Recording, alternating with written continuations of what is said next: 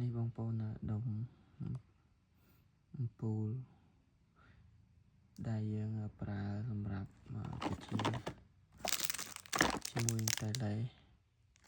ហើយចម្ងាយពជាយើងអាចចន្លោះពី6ទៅ8ម៉ែត្រដោះជាវា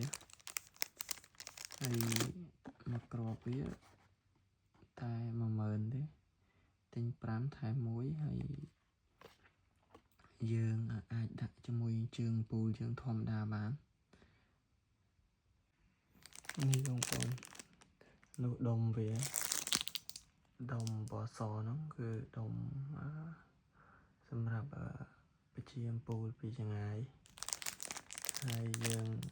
អាចប្រើជាមួយតេឡេហើយតេឡេហ្នឹងយើងអាចពជាចន្លោះពី6ទៅ8ម៉ែត្របានហើយសម្រាប់វាមាន timer ទៀត